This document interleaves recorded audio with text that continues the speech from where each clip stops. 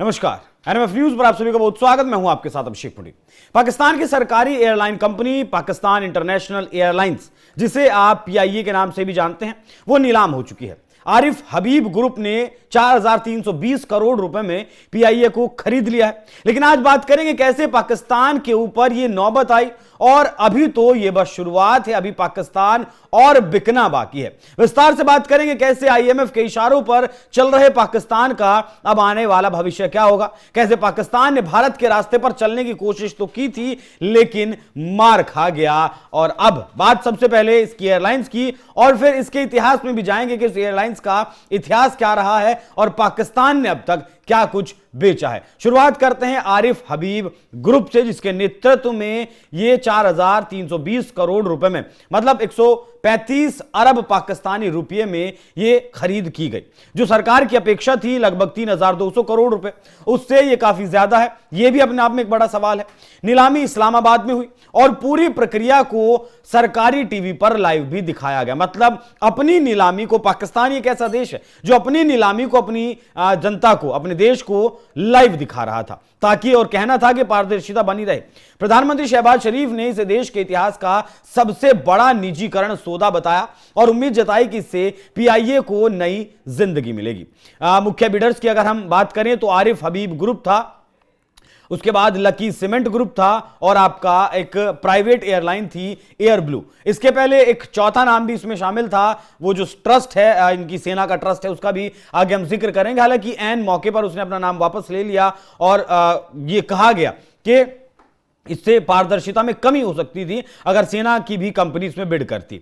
अब बाकी आरिफ हबीब ने जो बिड लगाई थी वो 3,680 करोड़ की लगाई थी। लकी सीमेंट 3,248 करोड़ और एयर ब्लू ने 848 करोड़ रुपए का जो प्राइस था वो रखा था। बाकी एयर ब्लू शुरुआत में ही इस बिड से बाहर हो गई थी। फिर ओपन बिडिंग में आरिफ हबीब और लकी सीमेंट के बीच मुकाबला हुआ, जहां लकी सीमेंट ने 4,288 करोड़ तक बोली लगाई, लेकिन आरिफ हबीब ने अंत में 4,320 करोड़ की बोली से इसे हासिल कर लिया।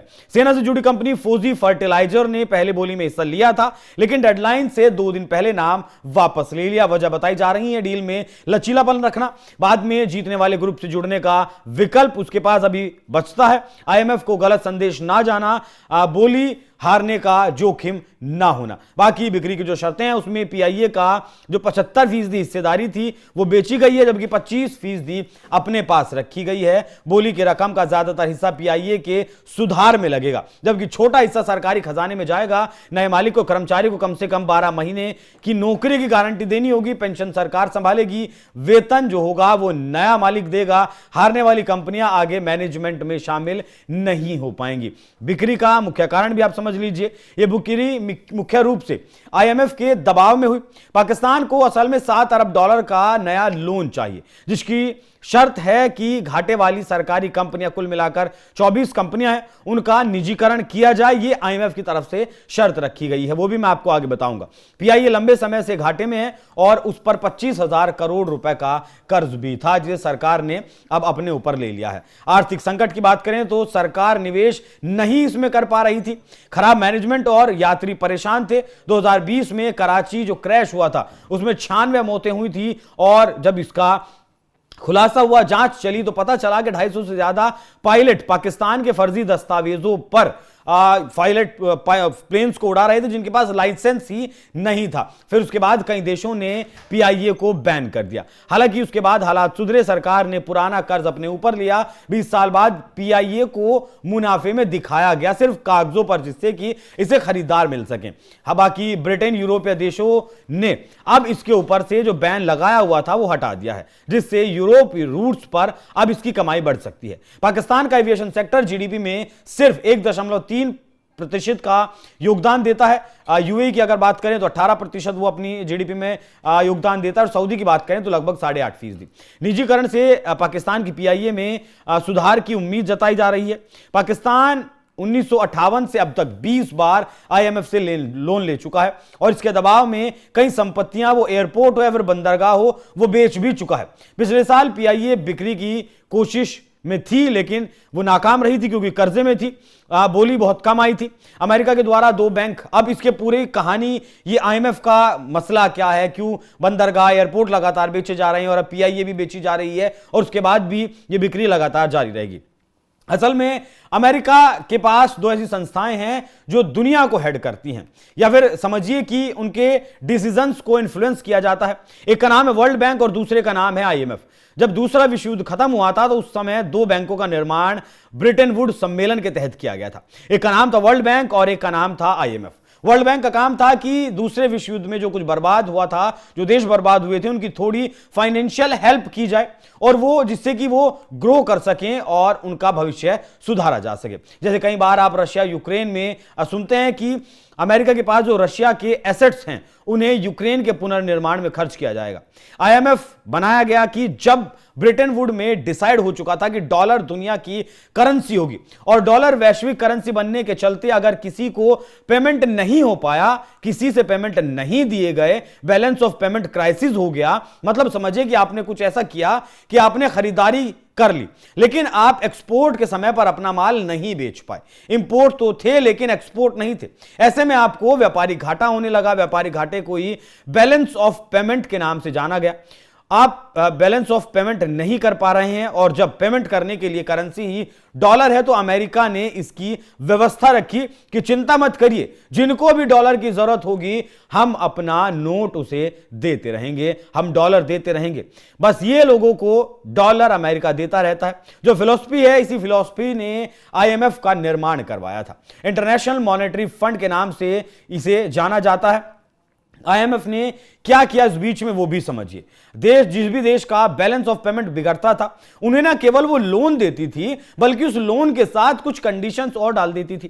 कंडीशंस कैसी होती थी कि ये आपको अपने यहां पर कुछ पॉलिसीज चेंज करनी होंगी। पॉलिसी में चेंजेस से क्या मतलब है? पॉलिसी में चेंजेस मतलब ये कि आपको बैंकों से इतना प्रतिशत ब्याज वसूलना होगा, बैंकों के लिए आपको मॉनेटरी पॉलिसी ऐसी बनानी होगी, सरकार को टैक्सेशन में इतनी कटौती करनी होगी और तो और आपको कुछ सरकारी संसाधन भी बेचने होंगे। यह काम करना डिसाइड किया गया था आईएमएफ ने। अगर आईएमएफ किसी भी देश को लोन दे रहा है तो वो कहता है कि समझो आपको लोन की जरूरत क्यों पड़ी, क्योंकि तुम्हारे पास एक्सपोर्ट करने के लिए कुछ नहीं था, खरीदने के लिए डॉलर देना था, डॉलर हम लोग दे रहे हैं तो पैसा आप वापस कैसे करोगे, इसीलिए आपको कुछ गिरवी रखना पड़ेगा। अब चूंकि तुमसे हम गिरवी नहीं ले रहे क्योंकि दुनिया में बहुत विरोध इस बात का हो जाएगा, इसलिए काम करोगे, गिरवी को अपनी जगह रहने दो, तुम बस हमारी कहीं शर्तें मान लो। और इन्हीं शर्तों में सबसे ऊपर आता है डिसइन्वेस्टमेंट, जिसे कहते हैं यानी कि विनिवेश, यानी कि अपने देश की करेंसी, अपने माल को बेच देना विनिवेश कहलाता है। अब साहब माल बेच देना विनिवेश कहलाता है। इससे क्या मतलब है? पाकिस्तान अपना माल बेच रहा है पाकिस्तान एयरलाइंस, और पाकिस्तान एयरलाइंस बेचने का बड़ा रीजन बना है आईएमएफ। पाकिस्तान की सरकारी जो एयरलाइंस है वो बिक गई।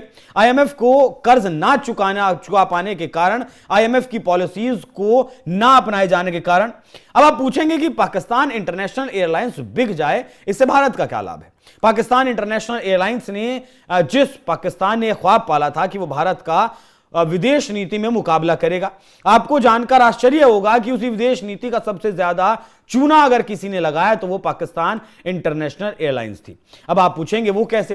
काफी सारे किस्से हैं, उनमें से कुछ किस्से मैं आज आपके सामने रखूंगा, जिनमें से एक किस्सा तो बहुत अजीब है और वो ये कि इनके यहां पर जो पायलट थे उनमें से 60% से ज्यादा के पास लाइसेंस ही नहीं थे, मतलब वो फर्जी पाए गए।